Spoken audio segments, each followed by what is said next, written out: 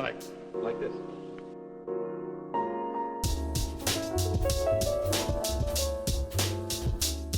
Hello, welcome back to the podcast Evolve with me, Lewis, and the husband himself, Sam. I can already tell you're going to be unbearable this episode. You're feeling yourself way too much. See, the thing is, like, when you think about it, life's just different now. Oh, just there's something on my hand. It's just, yeah. Sorry. You know, I like to thank. What a fresh trim and a ring could do, Bro. Honestly, Bro. the trim is sick. This is the best trim you've had. This is me now. This I'm gonna be honest. facts. You know what facts? Because you've had some dead trims in this pod. Raw. Like, I'll call it how I see it. But Raw. Yeah, you're right though. You're right. The self-care is different now. I'm a man with big plans. You know, this is just the beginning. This is I'm feeling like every time I talk, I'm doing an Oscar nomination speech. I can fucking tell.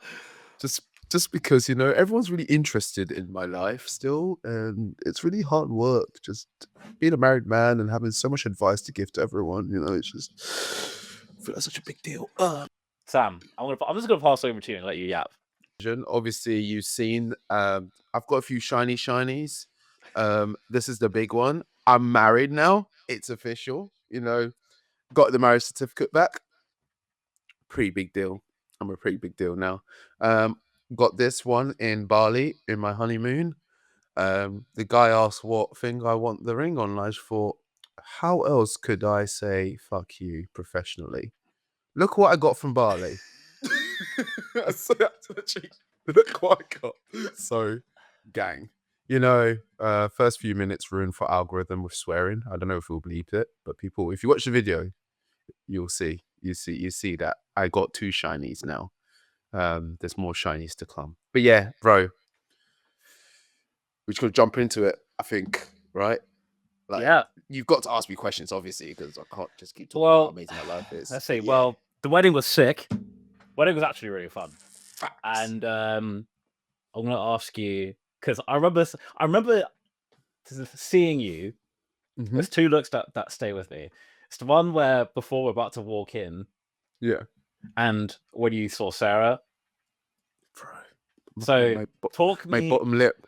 Talk me through both those. Talk me through when you're like you're walking through.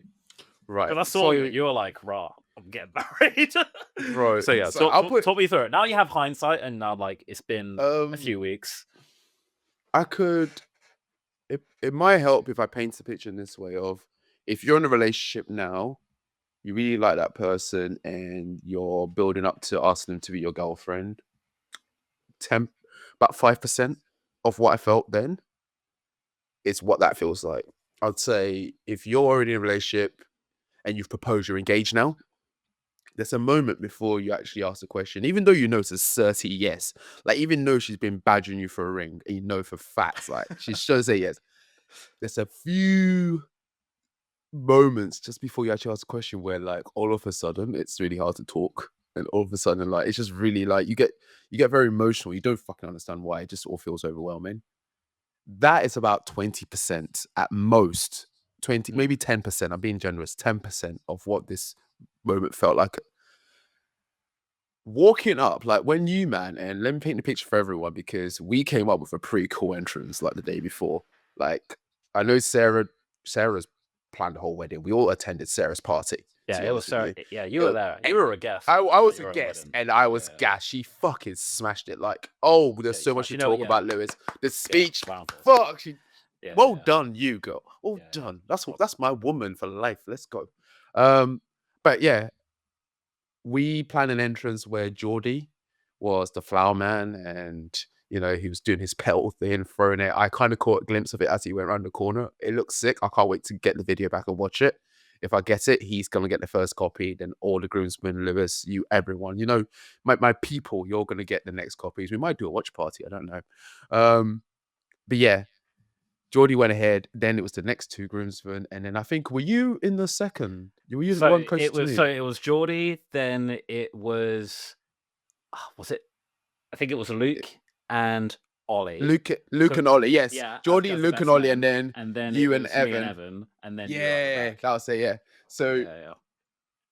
as basically when we stood there, like I was mic'd up, and one thing me and Sarah had running as a joke. Well, one thing we definitely kept running after that moment was we would say stuff and be like, Mike, delete that.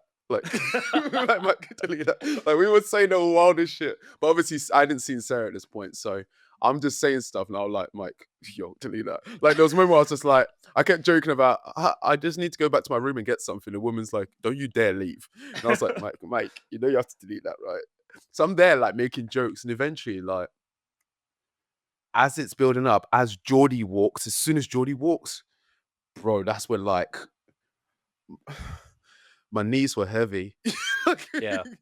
Your knees Like, about to buckle. bro, I was about to buckle. I was just But like, shit, you it's didn't happening. blink. I remember turning around and looking at you like before we went to I go, and was then you was I just was in my own zone. you I were was in your locked own in. space. I was locked in because Yeah. if I deviated, like I think that moment, for that brief moment, similar to a few other rare moments, I didn't have ADHD or anything. Bro, Yeah. I was locked in. I was as pure as I could be. I was ready to go. So you guys go, you start walking. As soon as I turned that corner, Geordie stood there ready to dash me with flowers, with petals. That's when like I saw everyone looking at me. And bro, that's when I was just like, okay, fuck, like there's definitely no turning back now. Like there's no one doing this, but I would never want to do that. It was just, it felt so like certain and final that a big thing was about to happen. Mm. And like, I think I'm used to trying to find like what ifs it goes wrong with. I couldn't process anything other than that moment. I have never been so heavily present and had everyone look. It was just so like, it was very overwhelming. But as you're doing it, like everything just gets more and more intense. And I'm stood there and thank fuck. Oh my God, thank fuck. I didn't have to stay there too long before Sarah and her bridesmaids turned up. Oh Because my that would God, be yeah.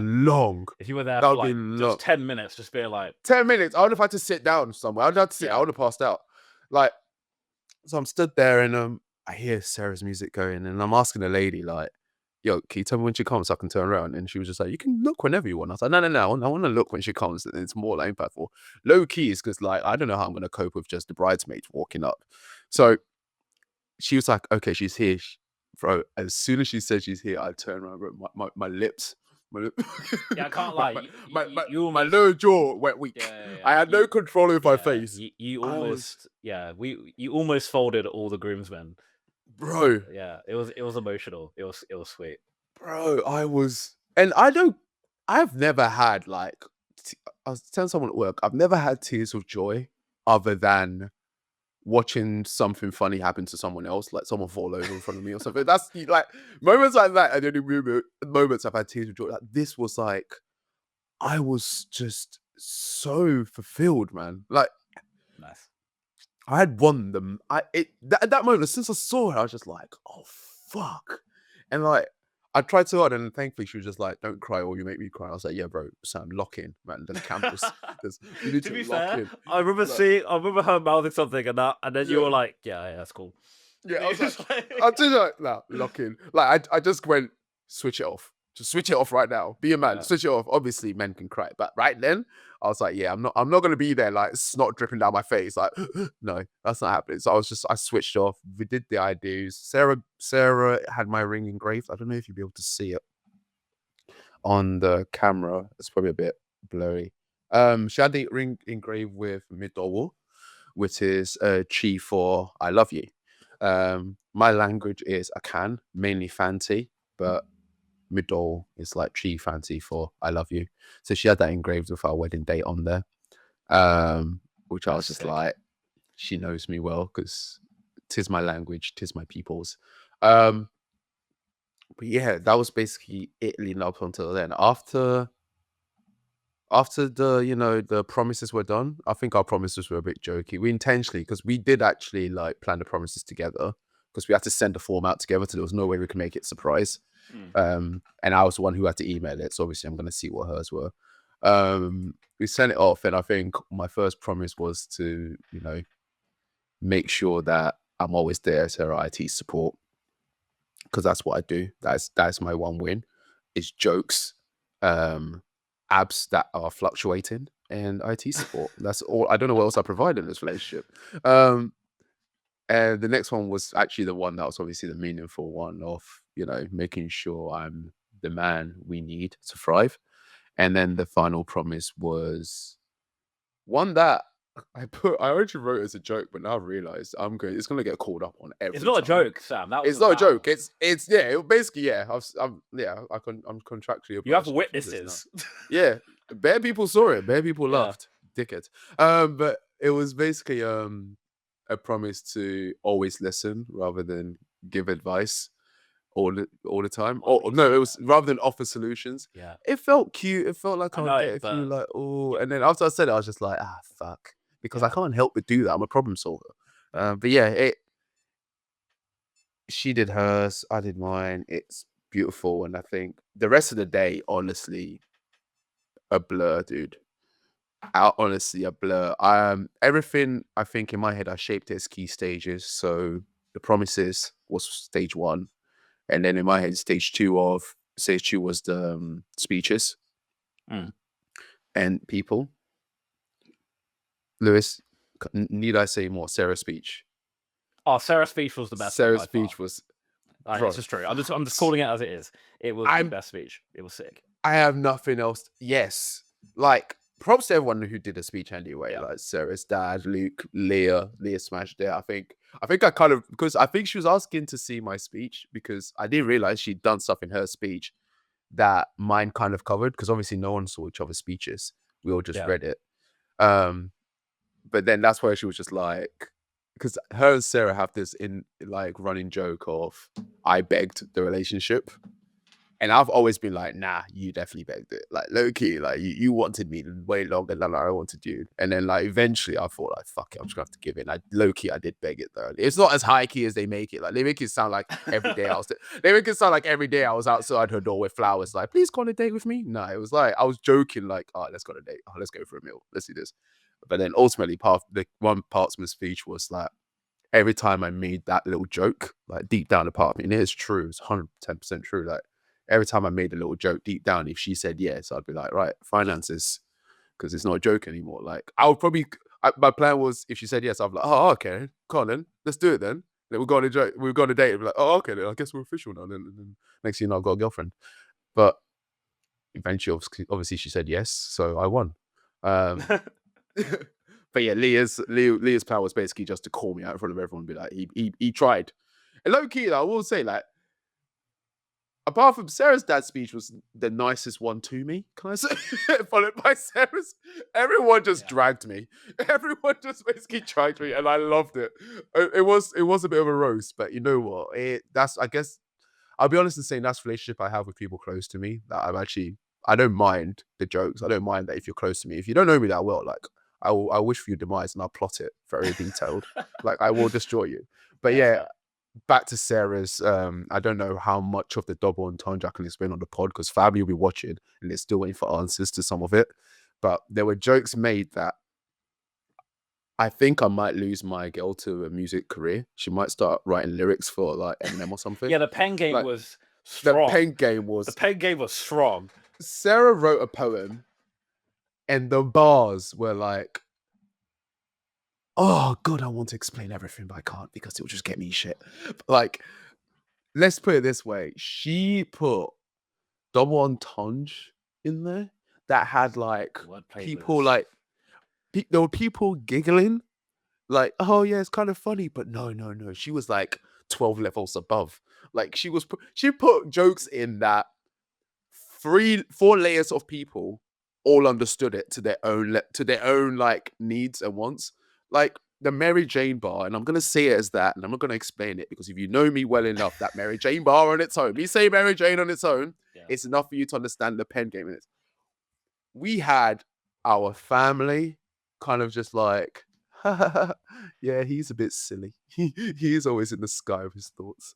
We had friends can be like, yeah, maybe he does, yeah.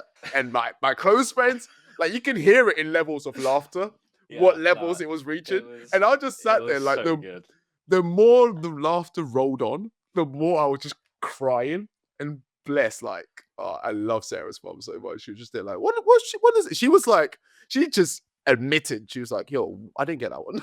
And then, like, she went on her fact finding mission and found out eventually. And she was like, oh, Mary Jane. And then she was like, bless her, like, Julie, I love you, but yeah, you still didn't get it. I'm in your family now. I'm in your family now. You can't get rid of me, but Julie, yeah, there is more to it, and I will explain it at the next Christmas meal, maybe. but but honestly, dude, so speech was done, and then I think the next thing was the first dance, and we did rehearse a few days before, and once that was done, once the first dance was done, I was relaxed because it's like all my jobs are done now. Like I just need to enjoy myself, and I couldn't have imagined doing it with better people, man. You, man, my groomsmen, Lewis, Evan, Ollie, Alex, Luke. Oh, you guys smashed it for me, man. Thank you. That was good, man. It was a movie, man. It was a fucking movie. It was sick. It was sick. It was really good fun. And I could say, you know what was mad? You know what? The most surprising thing is, like, during any time you spoke, you didn't waffle at all. Bro, that's how I knew that you were locked in. I was locked in, bro. I was locked. Like, there was no space for my imagination. Yeah. There wasn't. You were just like, this is the task. That's it, done. Yeah. Like, even my speech, I was just like, calm. We're gonna present this. This is. I am presenting. There was not one filler in your speech at all. Tactical. Even my pauses, everything. I was just looking at people. Pause. Yeah. Bang. Yeah. Because in my head, right, I'm doing this for my woman. Like, I want Sarah to look back at every moment of the videos and be like, yeah, that was a special day. Because I know I'm going to piss her off eventually. And she's going to watch the video to remember that she still loves me. And I want her to look back at it. And I want her to think, yeah, okay, fair enough.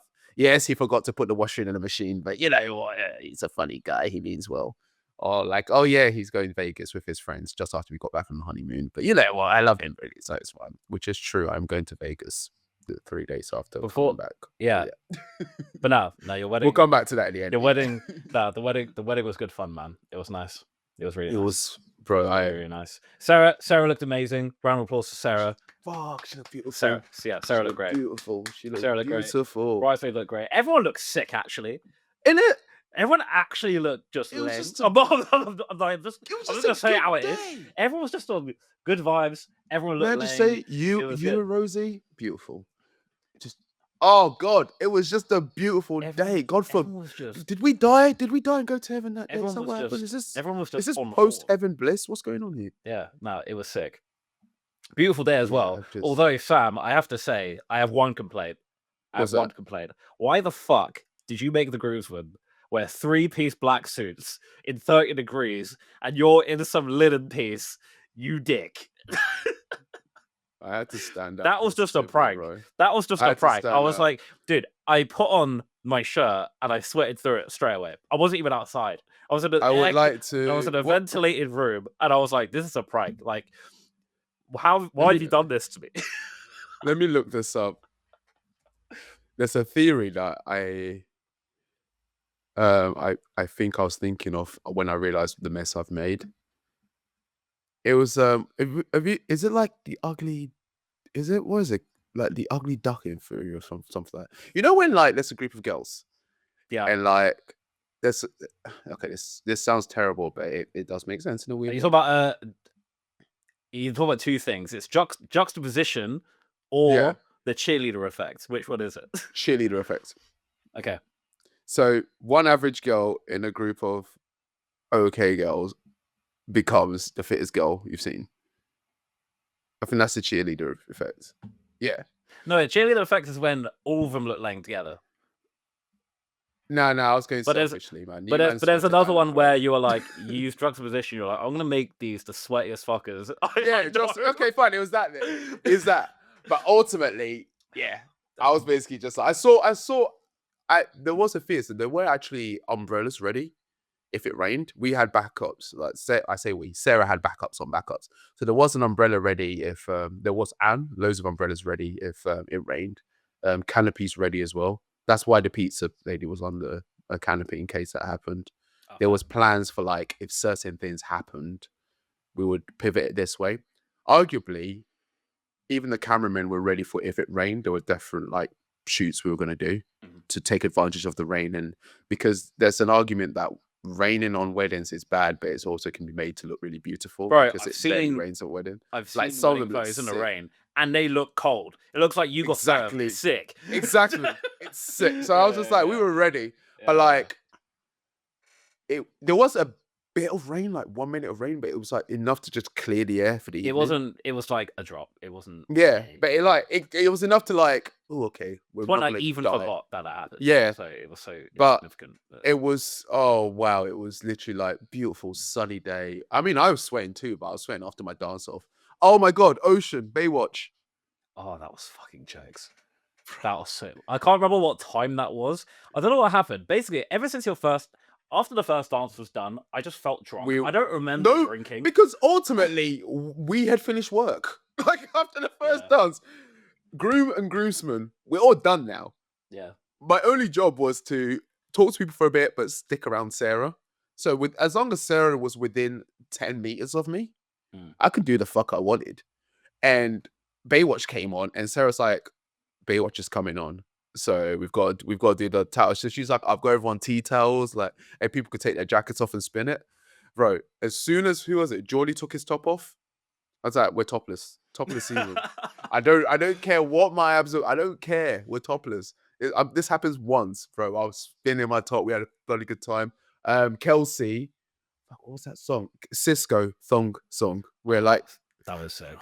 I need to get all these clips, and guys, I'm gonna check with Sarah, but certain clips might make it on the Evolve as part of the promo for this episode. It might make it in, depending on when we get it back. I'm gonna have to upload some clips onto the socials. We can make them wait. It's fine. They don't know this is coming. Make them suffer. Yeah. No, let them know it's coming. Show the clips. Like they can wait to see it. We're gonna build it up. But yeah, it was. Boy. Nah, yeah. sick, man. What else? What else do you want to know? Talk me through honeymoon. Oh my god. So I know it's difficult to achieve. It's very. I'm very fortunate. I'm very aware of how fortunate I am to be in the position I am financially, career-wise. I'm definitely fortunate to be in the position I am, education and all the fun things I get to do with you, Lewis, and everyone else who I do business with. And because of all of this, I was able to, well, me and Sarah both were able to afford a pretty bloody good honeymoon in Bali. You got a fucking honeymoon. Bro, business class flights with a connection in Qatar. So we got to enjoy a business class lounge in Doha. And I didn't realize this because obviously this is your boy's first time in business lounge. And I was imposter syndrome was happening. Like the first flight. I fucking bet, yeah. The first flight, I was pure tourist. Like I have nothing to hide here. I feel like I should be acting professional, but I'm giddy and I'm on business class. And the woman's like, "Do you want me to explain how the seats work?" I'm like, "Yes, please. Tell me what every single button on this bloody thing does, because I will press it all. If you don't tell me I'm pressing it all," one of them was the bell, and I did press it a few times because when you're in business class, everything is free. Everything, the food, the drink. I mean, yeah, the tickets were like $4,000 each. Yeah, so you're getting your money's worth. I'm getting my money's worth, and I don't think. Yeah, I tried, but my stomach has a limit. My stomach has a limit of how much I can eat. But let me put it this way: first flight, you still get your breakfast and lunch, or lunch and dinner on your first flight. You get to Doha, we get off, we go to business class lounge. I then enjoyed unlimited alcohol, unlimited soft drink, unlimited food, and there was a buffet. So basically, as long as the kitchen had it and you were in the room, you're entitled to it. There was a fridge of soft drinks, so I just kept walking to because I felt thirsty. I don't think I even felt thirsty. I was just a greedy boy. And I just saw it. I was like, I want that. It's there, isn't it? Yeah. Yeah, I was like, oh, I want that Sprite. Go on then. Oh, this bottle of champagne looks expensive. 2 glasses, please. And all of a sudden, they're like, do you want any cocktails? I'm like, yeah, I have an old fashioned. Bro, I was having cocktails while I was just sipping it, changing my mind and asking for another one. Just because I could. Yeah. I'd be like, no, thank you. And they'll be like, oh, do you want us to take it away? I was like, no, I might finish it later, but can I have this one instead, please? It was beautiful. And then we got back on to the next flight. Once again, dinner, breakfast. No, dinner, lunch and dinner. Landed in Bali. We had our driver waiting to take us. I will say, there was a bit of not objectification, a bit of prejudice. Is it prejudice? Yeah. There was a few people there was one person in particular who indulged in the stereotype, as in this Balinese taxi driver who saw me and automatically assumed I smoke weed. Um, he doesn't know my life. You can't just assume these things. How rude. How rude. Back to the Mary Jane bar. But how rude. How bloody rude. You know what it reminds me of?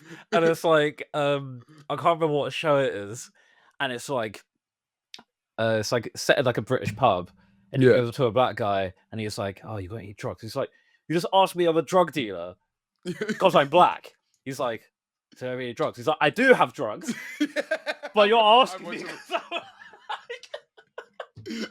I've been to Amsterdam before. I've had a good time, right? But that doesn't mean it's happening every day in my life. And ultimately, yeah, I basically looked at him. I was like, "Don't people get like death sentences in this country?" I didn't even respond to him. I just dragged my suitcase past him. I'm not going to prison. I just got here, and I definitely don't smoke weed. Leave me alone. So he obviously, when we found our driver Pee Wee, if you ever find this episode, Pee Wee, hey, thank you very much for introducing us to Bali culture. But yeah, got to the hotel, had a great time. First hotel, Sarah planned everything, by the way. I really was just a passenger princess from wedding to getting back. I was a passenger princess and I loved every single moment of it. Got there to the hotel. Well, actually, it was not a hotel, it was a villa. We had our own villa, a honeymoon suite, and we had our own private pool. And it was a 2-story building, and downstairs was a toilet. Yeah, your bed was upstairs, right? Our bed was upstairs, Yeah, I looking saw that. over. That It was looks like a sick. masonette. It Yeah, was yeah. sick. It That was sick. The looks pool sick. was lit up. My one fear consistently was snakes, which I didn't see a single one. So that's good. But I was constantly worried that I would look at the pool and just see a snake swimming in it, looking at me. And I'd be like, well, that's the holiday done. We're going back home now. That's pretty much all of Bali Council for me. It's It's really good. Boy. Bro, I know. I'm never going there, and I'm okay with it. The one snake I was most scared of, which can be in Bali, it was like the eastern brown snake. Do you remember Jack Megan? I'm saying his name because I'm not gonna say anything bad about him. Jack Megan from Thai boxing. Name rings a bell. It was quite tall. He did like no. Jack is a shortish can't guy. remember this guy. He did. You're thinking of Jack Martin Singh. No, Yeah, the tall guy, not him. It was Jack Megan was a different guy. But he's out in Australia, like doing marathons and God knows what, just living his best life.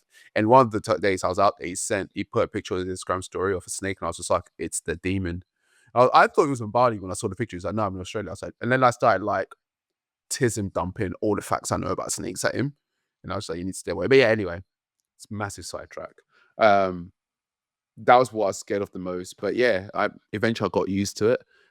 Definitely even going to get a new toilet with the little water gun because I've lived a royal life. the Japanese ones. Bro, England needs to catch up. We are killing trees where we could just be using fresh water on our booties, right? I am. Let's be honest. Some of us are having extra long showers anyway. This fresh water is getting wasted, right? Let's at least use it to save some trees. But yeah, I got very accustomed to that life. It was really good. So we stayed in Ubud.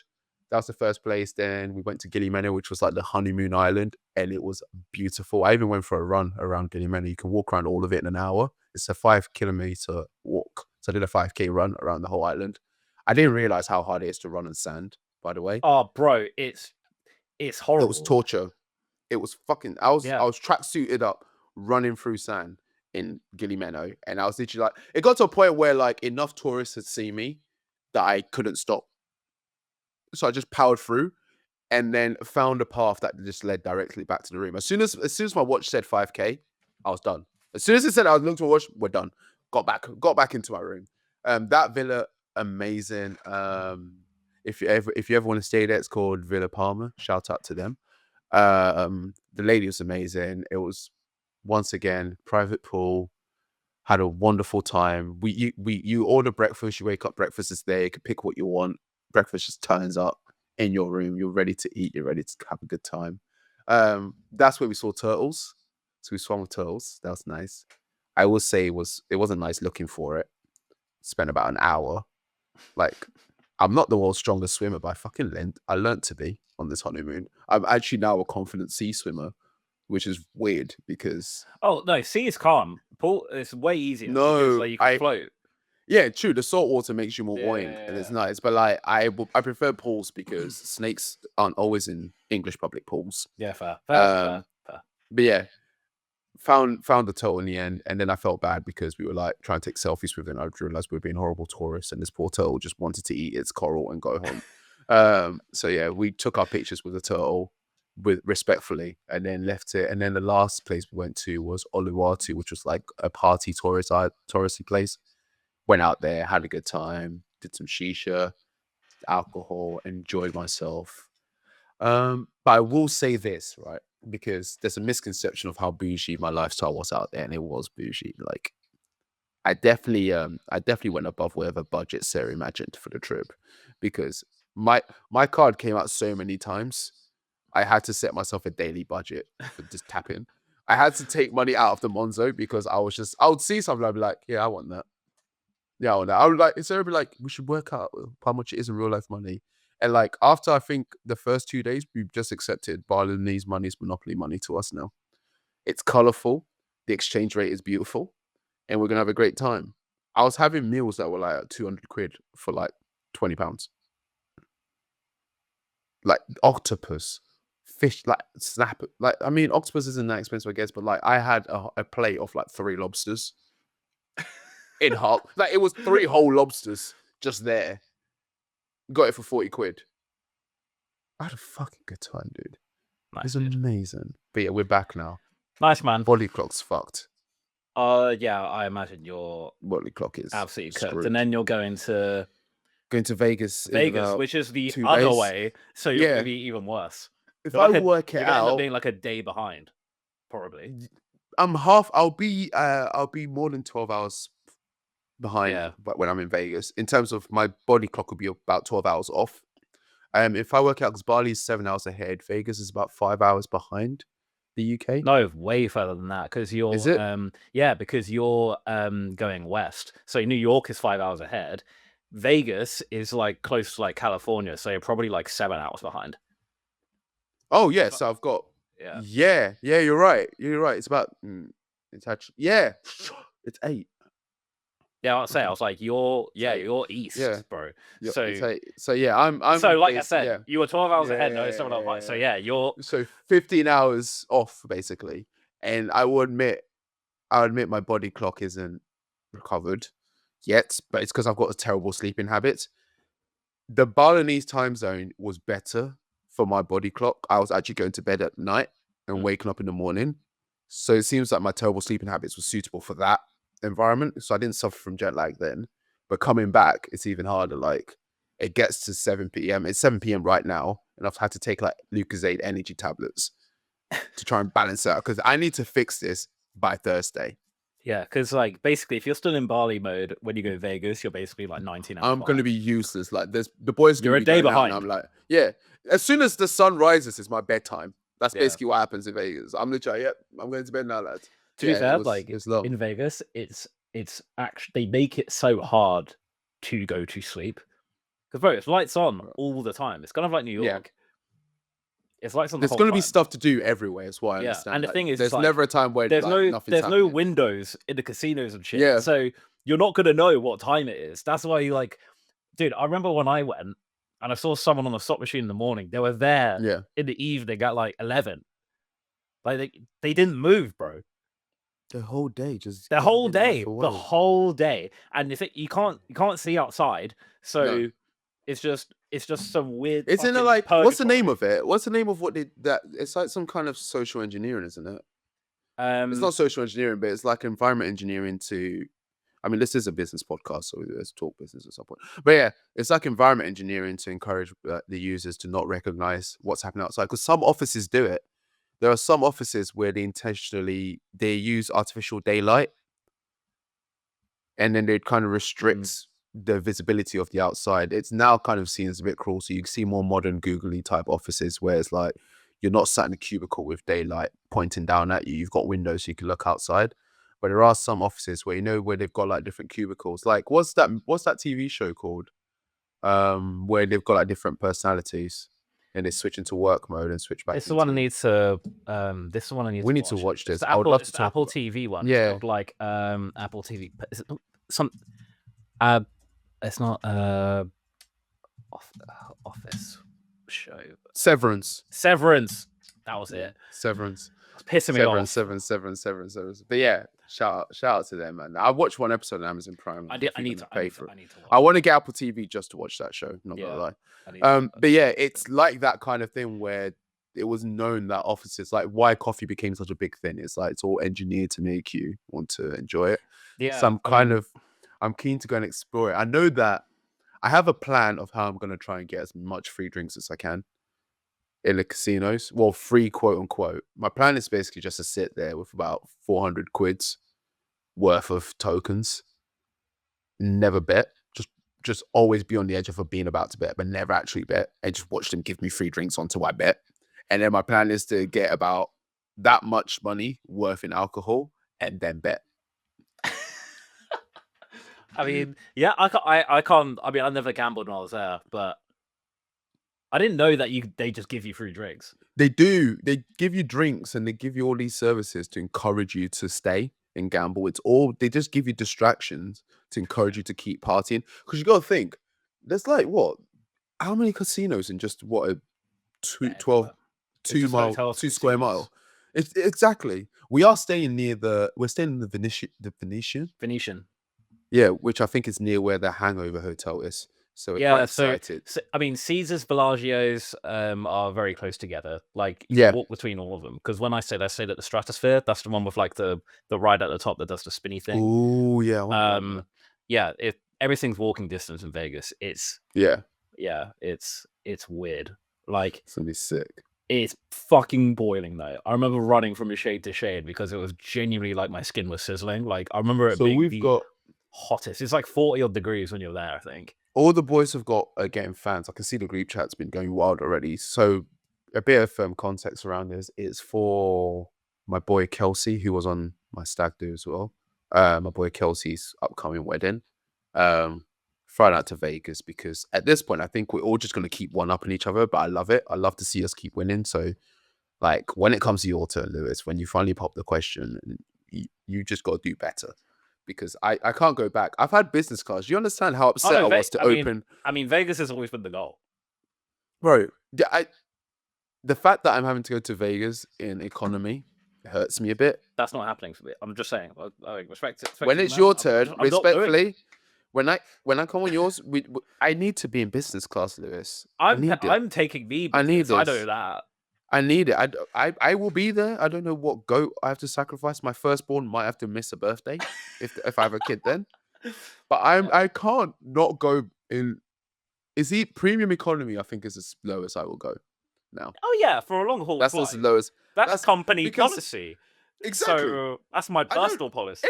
That's what crappy companies in the UK will give as a minimum. So why would I, as a human being, give myself less? Yeah. Right. So I love Kelsey. I love them, man. I didn't realize how good it was until I experienced it. And now I wish I jumped on and booked business class. But it's too late. It's too late. I'm going to hang with the boys. Solidarity with the crew. I'm telling you now, I'm not doing that. And I'm appreciative of it because I kid you not, if you just heard me do this speech and then I had to sit in economy because you want to sit in economy, Lewis, I would be that bad guy. I'm not going unless it's premium minimum. And I realize people are listening to this thinking these guys are dicks. I don't care. Oh, no. Try it. I work hard. Try it. It's not even about, just try it. It's like crack. Business class is crack. Okay. Once you've tried it, you generally can't go back. I can't explain how nice is it to just get anything you want. It's just chill, bro. You complain about one thing, it's like the world's ending.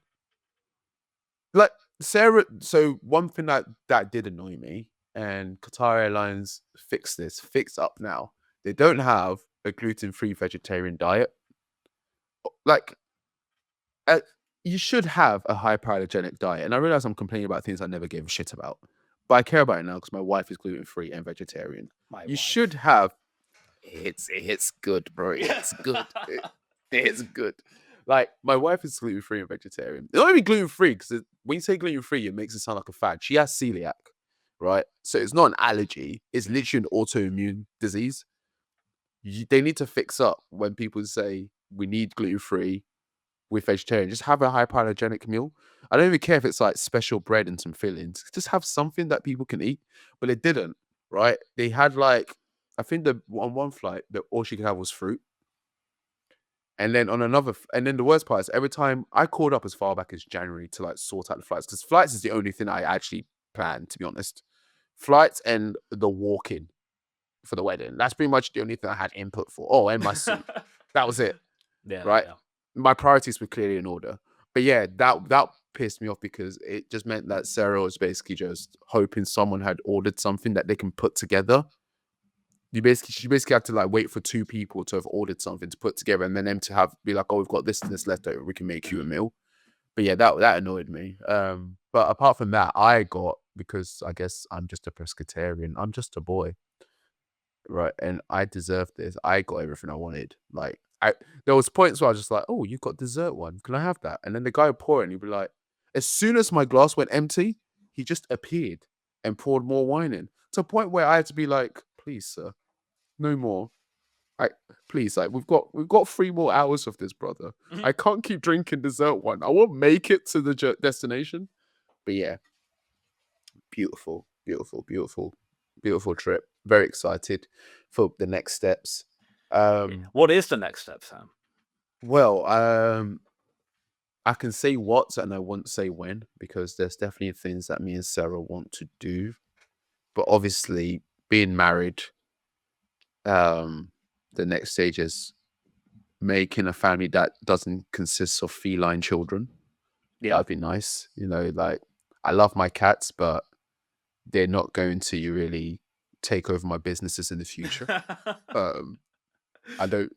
I mean, they are basically burdens. I wish I could put on my tax that I have 2 burdens and they're the cats. Like when they say, "Do you have dependencies?" I literally look at the 2 of them and I go, "Legally, I can't, but morally, I really should." Yeah. Because all you do is take my money, you little shits. But I love them. But yeah, I would love to start a family in the near future. But I think we've got Thailand. We want to make sure we have a healthy family, and Zika virus is a thing. So we're trying to plan around that. When are you I heading would, to Thailand? yeah, this is a bougie 2025, isn't it? Bro, Thailand Christmas, bro. come Thailand on, Christmas. man. Thailand Christmas, bro. Guys, Thailand this has been your year, man. This has been, This has been a year. and in the winter is my Viva for my PhD. So I think it's around September time. I've got my Viva. It's not long left. I actually need to wrap up a few bits on that PhD. So I might have to take my laptop to Vegas with me, which might annoy a few people, but I really need to wrap up that fucking PhD. I need to wrap up the Yeah, that's fair. draft, the changes they've asked me to do. But yeah, Thailand in Christmas, come back, and then I'm planning some surprises for Sarah's 30th, because as you know, for my 30th, she did 30 presents for 30 years. So I've got to one up her because I'm competitive. Obviously. And I can't let the world know that I let her win. So hopefully mid next year we'll be looking at getting a new house, and then around the end of the year, fingers crossed. But you know what? I would rather just see how things go, because there's certain things you just can't control in life.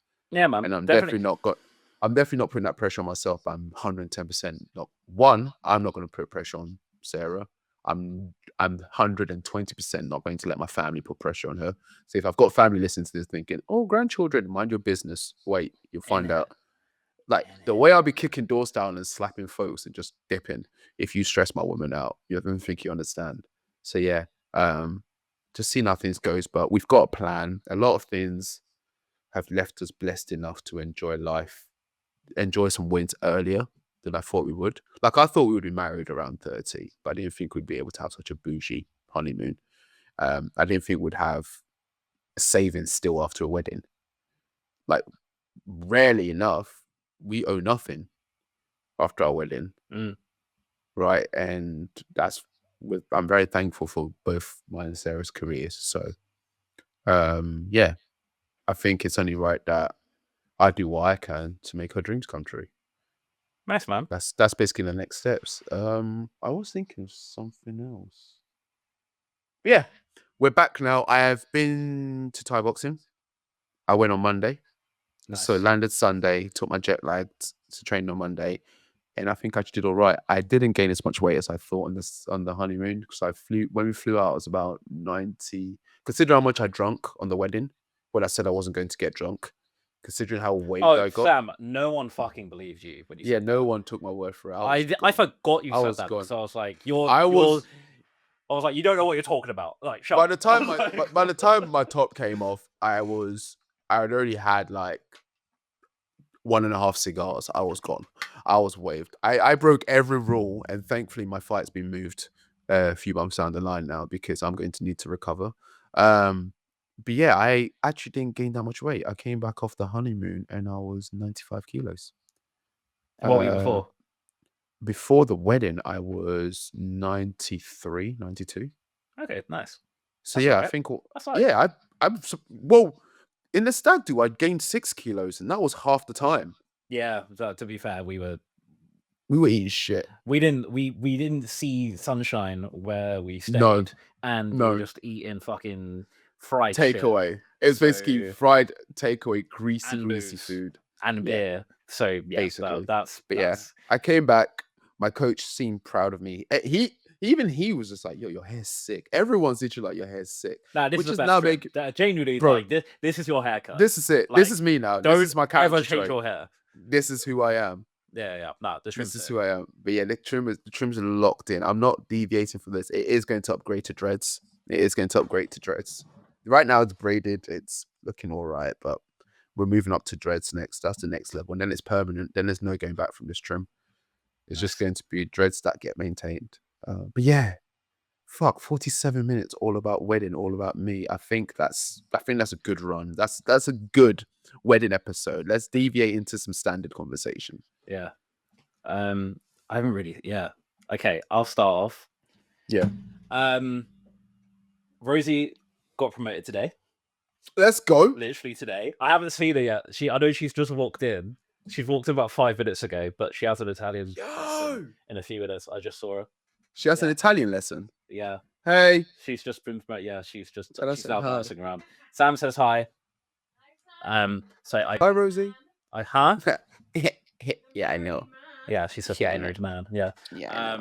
So I baked her brownies and put bubbly in the fridge and got a Rubicon mango as a congrats. You're a good man, and Lewis. a card. You're a good man. So yeah, no, she's gassed. We ran through a presentation like for an interview like 3 times yesterday. Yeah. So I knew she was getting it. So I wrote the card like this morning. I was like, I know it's happening, and if it's not, don't come back. I'm joking. But not so. Yeah, that's a win today. I've also started something as of this week, and I think it's going to improve just my mental state and also physical state. I've taken a bit of what you did, and we actually got Rosie's old walking pad. Oh, so I've started because I was doing research in terms of like steps for like keeping muscle, losing fat, and everything like that, and it's 15,000 steps a day. That's a new goal that I have now. I've done it. I've done it yesterday. I did 20,000 yesterday by accident. I did 15,000 today. Anyway, this walking pad, right? It was in Rosie's parents' garage for like a year and a half, and I got like 30 minutes out of the use of it, and it basically started smoking and completely fried. So we need to buy a new one. After my holiday next week, because we're going to Greece for my birthday. So walking pad is going to be a new house sauna suit essential. I might have to start like a fitness, like you know how the SNG. Oh my god, have you just realized? Can I just point out just one more wedding thing? Sarah's double barrel her second name. Yeah. So now it's SNG. To be, yeah. Bro, just gave me Mrs. SNG. I am gassed. No, that's actually sick. I saw that. I'm actually gassed. She changed it. Yeah, she changed her Instagram name, didn't she? Yeah. At that point, I was just like, I might have to double barrel my name just so I can be Mr. SNG. I might just for the branding, alone. For the brand deals. For the brand deals alone, I might for the sponsorship from a certain podcast. I might just have to do it. But yeah. What was I going to say? I was going to say something about sweatsuit. Sweatsuit. Right. So was it Snatch in 60 is Yeah. what they're doing, right? I genuinely think if you want to get snatched in 30, sauna suit, walking pad, 7 hours a day. Now I know we don't want to promote unhealthy habits. I've spent many a time cussing out David Goggins. But if you have certain traits like I do where you're hyper focus, 7 hours goes away very quickly. Like you don't realize you've walked 7 hours until you look back at the pad and it's just like, yeah, can you please stop? Get off me. You sweating. But yeah, sauna suit, walking pad, put some heating on, get No, bro, walking, bro. I fully believe. I mean, I did It 20,000. Yeah, works. I lost like I don't know if it's accurate or not. I don't know if I weighed myself correctly, but Yep. apparently I lost like over half a kilogram in a day. Oh, bro, you probably lost more. I would But actually the thing argue you is, I probably didn't lost more. even eat that much yesterday as well, Yeah. so I know I was at a mad deficit. So yeah, dude, this is like something which I want to Yeah. stick to, Go which is making do me it. feel very good. Slept fine as well, and then because I basically went gym yesterday. I'm now doing like 3 or 4 full body workouts a week, Mm-hmm. and then did a 5K today, and then did more steps. Like had a call, had half an hour gap, just walked around to get like an additional 5,000 in, and I'm now on like just over 15,000 now. It's But yeah, good, dude, innit? nah, it is good, and I actually feel just way better. Yeah. So now, man, it's sick. In terms of editing, that's actually Mhm. going really well. I've been actually really fucking focused since our last pod, which has been very, very good. I've done a trailer for a short film that was looped in on. I've now leveraged that experience and I've been looped into another one, which is pending Nice. as well. And that guy's like won some like awards and stuff as well. So that's good exposure. I've come up with a plan to kind of like DM sort of like certain like content creators, sarcastic speech marks, as well. So I've been studying like, dude, I literally like moved this from here. Like I have all these like books on editing and like outreach and sales and everything like that. I've read Alex Hormozy's like 100 million offers. I'm going to read the leads Let's next, go. just so I can create a decent offering and like package to reach out to. So it's been it's moving in the right direction. And what I've noticed is like it's just in regards to like my thinking has slightly shifted from like my thoughts regarding therapy because Right.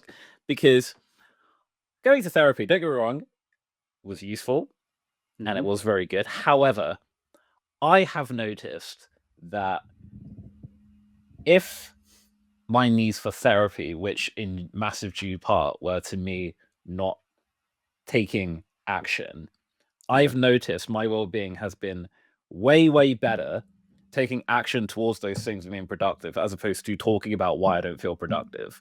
Yeah. So I have this mantra that I can't remember where I saw it from, but it's on my wall, my whiteboard, and it's follow the plan, not your mood. Right. And every time that I take action towards my goal, Yep. I don't feel overwhelmed by it and like all these things of I feel sad because I want to get to here and I want to get to that. But if I have a genuinely productive day where I know I've moved the needle, I don't feel shit about myself.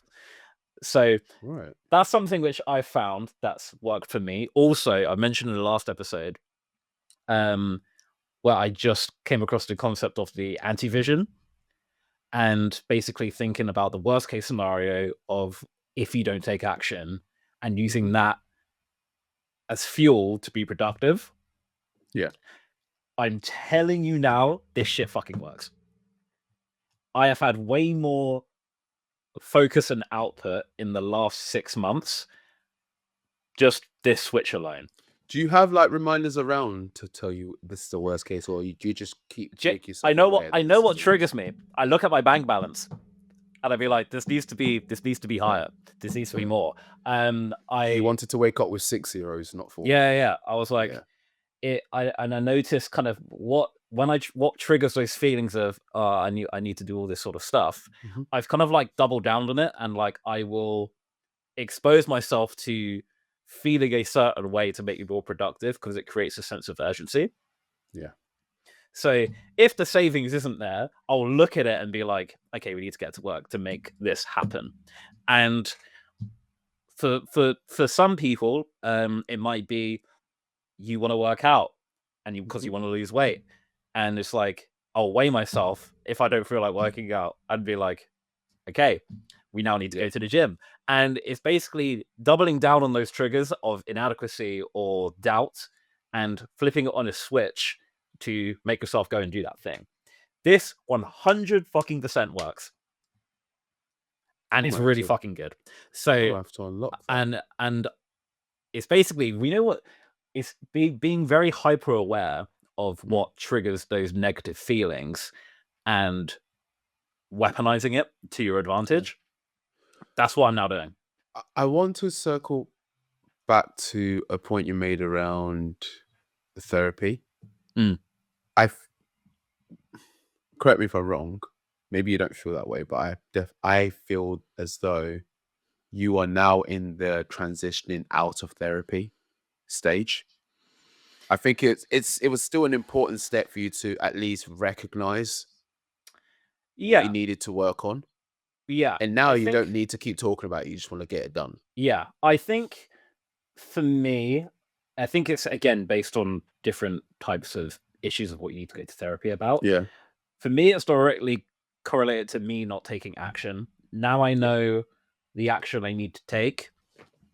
Mm. So for me, for what I needed to focus on, I don't really find it useful anymore. I find Yeah. taking action different. Don't get me wrong. If I suffer from like a traumatic event in the future, like, sudden death and trauma, all that sort of stuff, for sure, I need to go to therapy.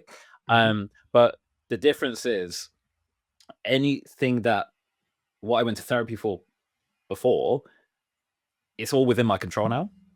Yeah. So me talking about it isn't going to do anything. Fair. The only thing that's going to do anything is me taking action, which Fair. I've now identified, Mhm. and I know what those things are. I understand what those triggers are, and so I understand it. So for me, going to therapy about that thing is a waste of time, and I'm being also very hyper aware of my time as well, because Mm. if it's like, well, I'm not going to go to therapy weekly or whatever for an hour to talk about what I need to do because I already know that. Instead, Yeah. I could use that hour to do the thing that I need to do.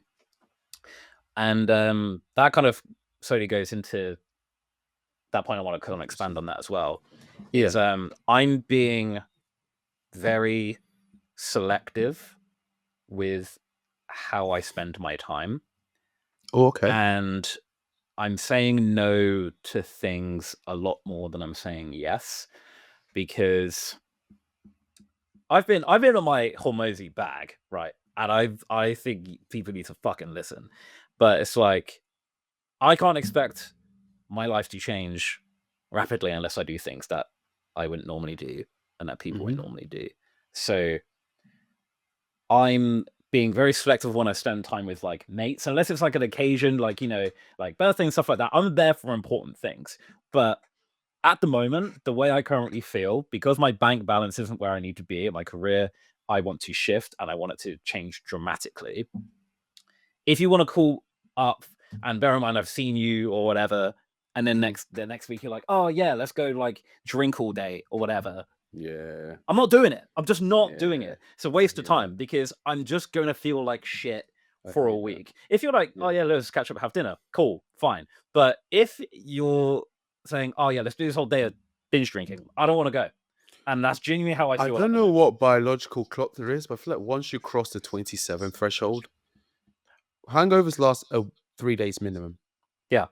But the thing is, it's It's like, unproductive. it's not the hangover, because the thing is, like, I now know my limits. So I don't like overly Yeah. indulge to the point of being sick, but it's just I just feel mentally I just can't be fucked. And Yeah. I've said this to like my closest mates and things like that, because I want them to understand. Mm. And the thing is why I'm doubling down on this. Like, dude, even during the week, like I'm working until my stupid o'clock in the morning. And I know that's quite bad, but it's a temporary imbalance, is how I'm viewing it. And the reason why I say this is because all your rich CEOs and whatever influencers will Mhm. now say really important to get your sleep and all sort of stuff, which is true. And I do try and get it where I can. However, if I'm in flow state at 11 p.m., I'm taking advantage of it. Like, it's just true. Fair. And Fair. every single one, there's 100% correlation to temporary imbalance to their level of success. They weren't getting 8 hours of sleep every single day and be like, oh, well, I'm in flow state, but I need to get my sleep. That's just never happened, right? They worked on weekends. They had to say no to things. They had to disappoint friends sometimes. And I am being comfortable with pissing people off because I know what it is I need to do. And I've said to mates, Yeah. they're like, and it's just true. I just have to say no sometimes. And so I'm Proper getting friends comfortable should with understand. Proper friends should understand that you are on a path towards success of your own, and they should be happy with it. I think it's people that just that's something that someone advised me about Mm, after the wedding, and it's something that I've kept in mind. Some people just want your energy. And like, I'm not trying to talk like judge or anything. I'm not. I mean, in many mm. ways, I kind of am indicating that. But like, some people just thrive off sucking energy out of other people. Pause. But it's literally that. Like, they thrive off like seeing you at your high point and just taking the wind out of your sails. It will happen in different ways, but it all involves your attention and your time and your effort. But it will be like you're working on something. Oh, well, I'm working on that too, so come and do it with me. Or it'll be like, I'm celebrating this event today. It's like, oh, okay, can I just talk to you for a bit about this thing you're doing and make it about me for the next 10 minutes? Can I just do that? But like, I get that you're on your high right now. Just make it about me. Or you get the ones who are just like, oh, it's not going to go anywhere, mate. Just come out for a drink. Stop being a pussy. It's not going anywhere. Like, there are people that just take your energy, and it's all selfish in terms of they just want to feed their insecurity and their needs. I think a true friend will understand, or if someone knows you well enough, they'll know when you're being serious, or they should be easily convinced that you're being serious and Mm. just pack it in and let you do what you got to do. Yeah. To be fair, they've received it like well. I think They're initially good there was no. friends. They're good friends, and Yeah. one of my mates, Deej, as well. He's I actually had a conversation with him when I came back from was it from LA, something like that, or no, he came back from LA was your traveling last with trip. he came back from a trip, and because he has his focuses that he needs to do, because again he's at a point where he's transitioning career, Yeah. and I had a discussion with him about anti-vision, because like we go out, we always have a good time, we always Hmm. drink and everything like that. But I've noticed, like, the past few times that we had met up, he was always kind of having like a bit of a mental block. So I had a conversation with him and Mm. talked to him about the anti-vision, because he is due to go traveling like next year, and like this Right. this new business basically needs to be in place. Hmm. And I was just like, and he's like one of my best mates, so it's good that we can talk on this certain amount of level. But I was like, I explained the anti-vision to him, and I was like, dude, you need to fucking basically Yeah. lock in and Lock in, not bro. care about your feelings, because if you Hmm. don't have this in place, you're going to fuck up the whole first half of next year. Yep. And you need to, you know, go and work on the weekends, put in as much reps as you can Hmm. in order to make this happen. And there's this another Hormozy quote that I love. It's like, you need to have so much output that it's unreasonable for you to be unsuccessful if you Facts. put in so much fucking volume. Facts. And I was like, dude, you need to dramatize the consequences in your head large Hmm. enough to create a sense of urgency to put in the work. Yeah. And at the moment, or when we had that conversation, it wasn't there because it was always like being procrastinating. And I was like, and we got to the crux of it, and it was like it was the way that he was feeling towards it, and I was like, Yeah. and I was having this. I said the same thing to Rosie, because sometimes Rosie doesn't feel like going to the gym in the morning, and she'll have the focuses of cutting weight, all that sort of stuff, and I'll be very brutal, and it sounds harsh, and I was like, the weight don't care. I was like, it's going to be there when you get back. That also, that also is going to be there when you get back.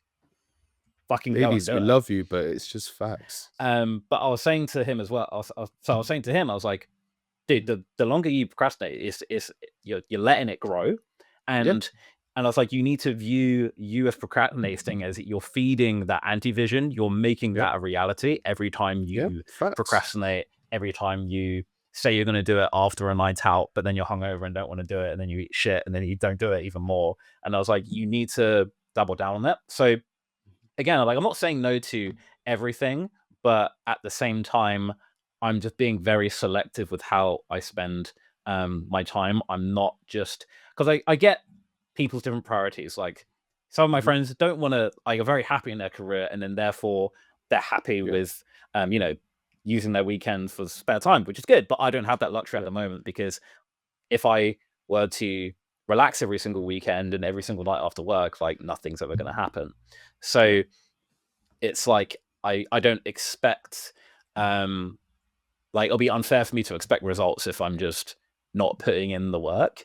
I hear that. And that would be stupid. So yeah, I'm just kind of being there for when it's important, but I don't know. I feel like you understand this, but I'm trying to I fully get exactly what you mean. Yeah, I'll be there if it's important. And If it's been a while, then like I'll come through for dinner. But no, if it's you're making what I mean? excuses. You're making excuses for like the niche moments where it's okay for you to give in on it. They're just no. If you are sticking to it, stick to it, and people will trust the process.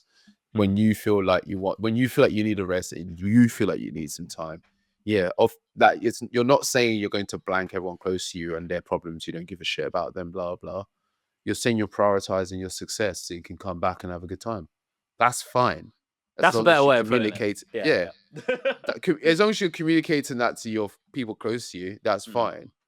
Like, I'm saying that because I've tried what you're doing so many times without the anti-vision. Maybe I've tried the whole like go into a silo, try to ignore the world, get things done, and then when I'm successful, I'll come back out and play.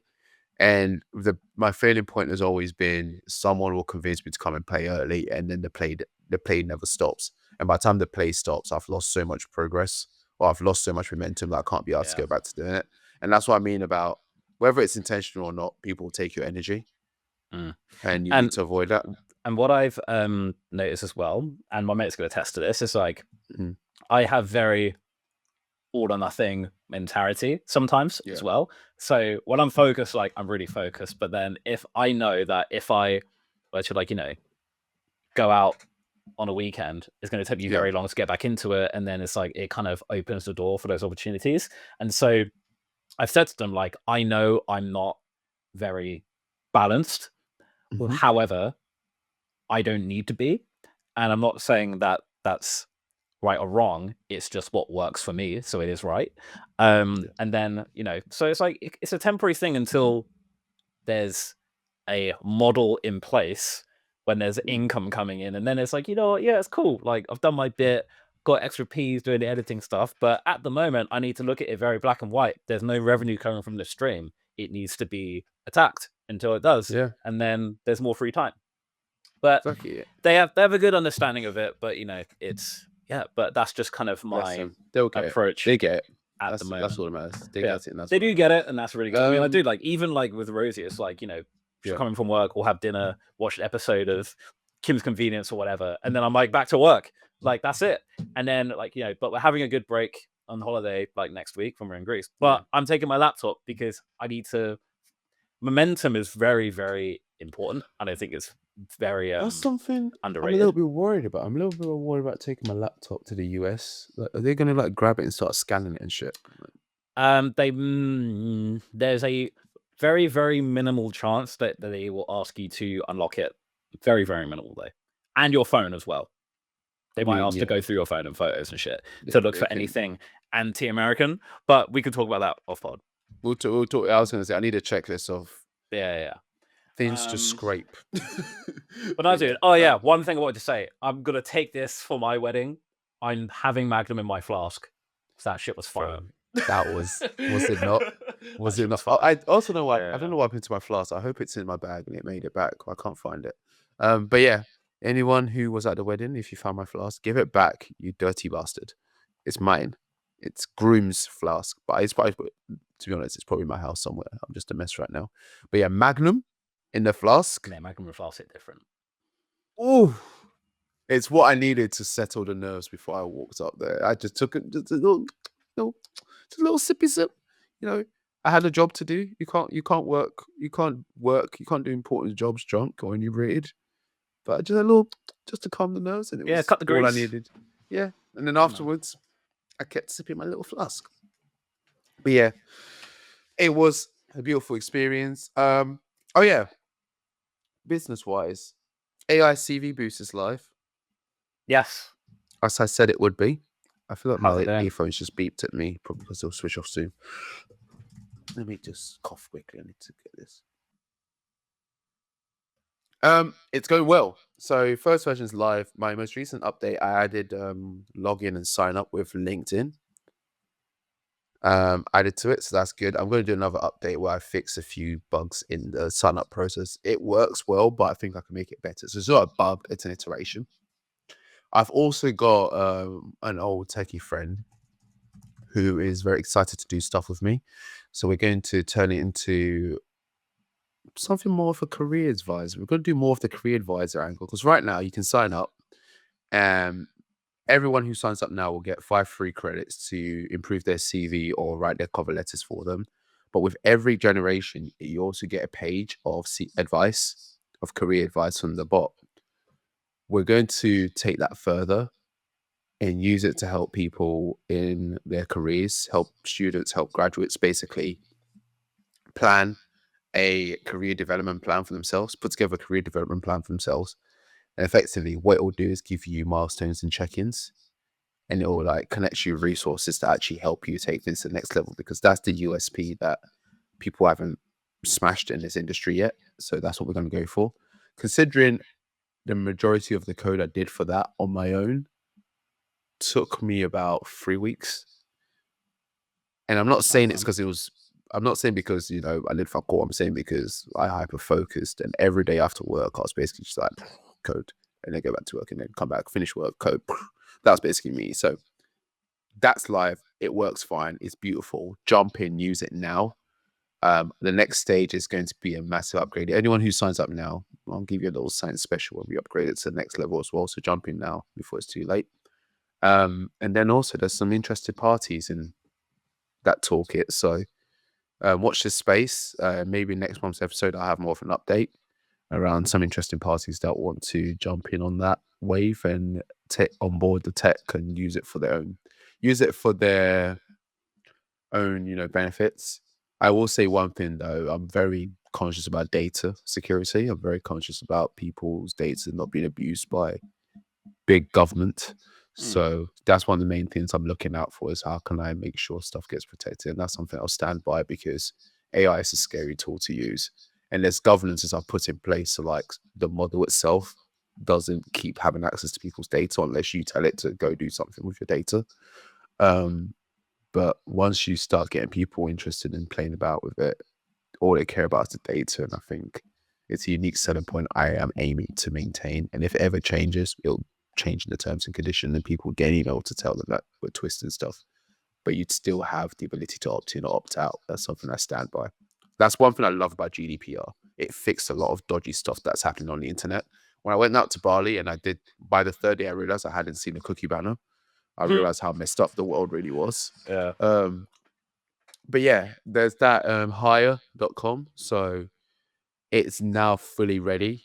If you have a business, a startup, anything, if you sell goods and services, whether it's virtual, whether it's in person, jump in on Hire. It's the other venture. Like Lewis says, give yourself so many options that it's hard to fail. I am giving myself so many businesses that it's hard to fail. So essentially, Hire is the next one I'm is the other one I'm working with, Luke, hire.com, hyrr.com. Sign up right now. You can treat it like Vinted. It's basically Vinted or Facebook Marketplace, but you can also rent your stuff out. So do it. Do it now. We are live. I think there's a huge focus myself and my business partner have on making sure that we've got enough people selling stuff on there. So we're going to be doing more and more commissions wise. So right now, get your stuff on there. Anything we do to kind of tweak it and improve things, we'll probably look at doing it retroactively as well. But right now, our core focus is to get people listed items on there. My whole wedding inventory is going on there. Everything that we basically left over, everything is going to, all the glow sticks, everything. So if you live in the UK or the US, wherever you're looking for some wedding stuff, keep an eye on Hire. I'm going to probably start selling it all on there. Because we've got a lot of stuff to give away. We kind of overbought certain things, underbought others, but we've just got a load of leftovers now that we're not going to use again because we're not getting married again. It is locked down for real, forever.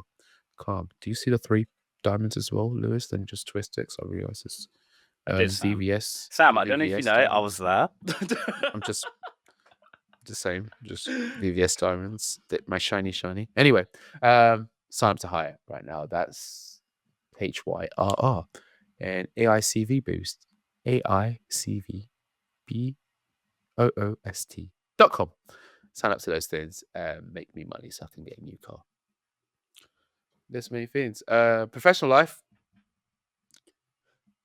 There are changes. Ozzy Osbourne. Alexa, play Ozzy Osbourne. Changes. That's how it feels right now professionally. There's our company's going through, I would say essentially improvements, but it comes with its own teething issues. It's opened the door for me to explore or for me to consider opportunities within the company that I work for, in my usual day to day. I'm trying to be cagey because obviously it's all good stuff, but I also don't want to give any secrets away to competitors because that's not a business I own. That's a business I work for, and I have to respect the privacy that business requires from me. But yeah, there's big stuff happening. We'll have to watch the space and see what happens next. But it's interesting to come back from my honeymoon and see that a lot of interesting changes are happening. Not in how I would have executed it, to be honest. I know there are people listening that are probably like, yeah, I get what you mean. It's really hard. It's really hard to give such big updates, but I'm planting the seeds for in a few months' time when I give greater context. I'll also say, come watch this episode. You can see me kind of struggling to talk about our professional lives, which I think we've got to that point now, Lewis, where we're doing well professionally, that we care about our jobs, and we don't want to be as savage as we probably were. Oh no, bro! Work is calm. It's actually so work weird. is good. I love my job enough to be nice about it. And with that in mind, it's yes, we promise you full transparency, but full transparency in the businesses we work on. We have to respect the professional relationships we have, and there's certain things that we just can't talk about. And I definitely seek to make the company I work for comfortable in knowing that I can have a podcast and not destroy their reputation or not ruin their competitive edge. They know that already, but seeing as Sammy's looking at some interesting stuff on the horizon, Sammy's also rebranding himself as a good egg. So yeah, he's one of the good ones. I'm one of the good ones, mate. He's one of the good ones. Oh, that guy over there, class act. He's a class act, mate. Class act. But yeah, nice dude. That big stuff is happening. Watch this space. You might see more business class flights on my Insta. I'm also thinking, people let me know, but I'm thinking of opening up my Instagram. I'm thinking me and Lewis remove the privacy blocks and we probably create. I actually been thinking about this recently because I want to do more storytelling based content. Yeah. There's stuff that we need to we need to be our own people. Yeah. And also through the pods, socials. I feel like it's time. Yeah. Yeah. Well, let's talk about that privately. We need to do it tactically. Yeah. I've been pondering this for a while because I have been. I want to edit more stuff. Because the thing is, I'm sharing all this stuff from the editing page on my personal anyway. So it kind of makes sense for it just to. That's what I'm thinking. Just unify. Synergize. Yeah. Synergize. And then we'll pull also what do I have to hide? Nothing. Why do I care? I have stuff to hide. I have enemies. I have people, as Lewis was saying, my enemies are rolling in the dirt, as my Insta stories was basically but throwing holy water on their That's souls. funny though. So it's It like was I want them to bloody watch. funny. 'Cause It what are they was, gonna and do? there are certain people that I'm not going to restrict you. I want you to see. I want you to see. I see you looking at my stories, and I want you to see. That's let's be honest. It wouldn't be an episode if I didn't have a vengeance arc comment. Yeah, I want you to see my wins. That was me with my wife, sat enjoying the beautiful views of Ubud Forest. Yes, that was me. And yes, that was me in business class enjoying life. Yeah, maybe you went on incognito and looked at my LinkedIn profile to see what does he do to be able to afford that. Don't worry, I'm winning. I'm winning, and your soul is burning. Have a good day, everyone. Yeah, no, That's it. I think Let's that's sign off, man. yeah, I Let's think sign it's a off. good episode. I'm not gonna give. I saw this thing about not giving too many call to actions, so I'm gonna keep it simple, Yeah. guys.